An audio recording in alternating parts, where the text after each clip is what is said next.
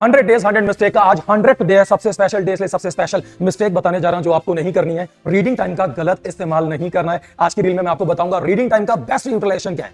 यकीन मानिए, जब मैंने सीरीज शुरू करी थी 100 डेज 100 मिस्टेक, लोगों ने कहा था आप 100 दिन पूरे नहीं कर पाएंगे। मैंने कहा था मैं करके दिखाऊंगा। सबसे ज्यादा थैंक यू आप लोगों के लिए, आपने मेरी रील को लाइक किया, शेयर किया, कमेंट किया, पूरे इंडिया में राज सर को फेमस कर दिया। उसके लिए बहुत बहुत धन्यवाद। आज की मिस्टेक पे चलते हैं। रीडिंग टाइम पक्की बात है, आप लिख नहीं सकते हैं, कुछ सेंटर लिखने देते हैं, लेकिन मैं मान के चलता हूं कि लिखना अलाउड नहीं है। आंखों से क्वेश्चन रीड करके आप बेस्ट यूटिलाइजेशन कर सकते हैं। जैसे ही क्वेश्चन पेपर आपके हाथ में आएगा एग्जाम के दिन, सबसे पहले आप देखेंगे क्वेश्चन नंबर 24, जहां पार्टनरशिप का एडमिशन और रिटायरमेंट में चॉइस जरूरी नहीं है, उसमें डेथ डिसोल्यूशन भी इन्वॉल्व हो सकता है। कुल मिला के एडमिशन, रिटायरमेंट, डेथ डिसोल्यूशन के दो क्वेश्चन में से कोई एक करना होगा। आपको रीडिंग टाइम में दोनों क्वेश्चन को थॉरोली रीड करना है। किसमें जर्नल एंट्री करनी है, किसमें लेजर बनाना है। लेजर बनाना ज्यादा आसान है, कहीं डेसिमल में तो आंसर नहीं आएगा, रेशो इस तरह की तो नहीं दे रखी। ये कीमती बात है, आपको रीडिंग टाइम में ही क्वेश्चन नंबर 24 की स्टडी कर लेनी है और डिसाइड करना है कि आप कौन सा लिखने वाले हो जब 10:30 बजे आपका राइटिंग टाइम चालू होगा। दूसरा आप पकड़ेंगे क्वेश्चन नंबर 23, शेयर्स और डिबेंचर में से कोई एक करना, ये कंफर्म है, लेकिन जरूरी नहीं है कि आप हमेशा शेयर्स के पीछे पड़े रहें। हो सकता है शेयर्स में कैश बुक बनानी हो, कुछ मुश्किल ज्यादा कॉम्प्लिकेटेड पॉइंट्स हो, साथ में बैलेंस शीट भी बना दे, बहुत लेंदी हो जाए, डिबेंचर आसान हो,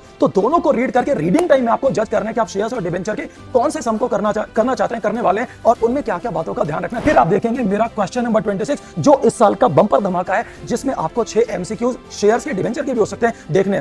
थॉरोली रीड कर लो उस क्वेश्चन को और एमसीक्यूज जितने सॉल्व कर सकते हो 6 के 6 रीड नहीं सॉल्व कर लो आप। उसके बाद क्वेश्चन नंबर 33 रेशो एनालिसिस का है। दो में से कोई एक रेशो करनी होगी। ये आपका हो सकता है कि जो आपको पसंद है वो आसान वाली रेशोस कर लो आप, या जो पसंद ना हो लेकिन उसका क्वेश्चन ही बहुत आसान हो। कुल मिला के जजमेंट आपका है कि दोनों में से कौन सी आपको सॉल्व करनी है, ये आपका मतलब। मैं आपको बता दूं, कल से हम लोग नई सीरीज चालू करने जा रहे हैं, टारगेट 100, जिसमें मैं सीबीएसई के 34 क्वेश्चन लेटेस्ट सैंपल पेपर के अगले 34 डेज तक रोज day 1 question 1, day 2 question 2 solve करके दिखाऊंगा, और उस तरह के काफी सारे क्वेश्चंस पीडीएफ में आपको देके जाऊंगा। अगर आपकी भी कोई डिमांड है तो आप अभी भी कमेंट सेक्शन में ले सकते हैं, मेरी क्लास में उसको सॉल्व करने वाला हूं। Thank you so very much. 100 day 100 mistake नहीं करनी है और आपको 100 नंबर लाने। अभी सभी दोस्तों को बताना, सारी रील देखें ताकि वो कोई गलती ना करे। राज सर को याद रखें। थैंक यू, धन्यवाद।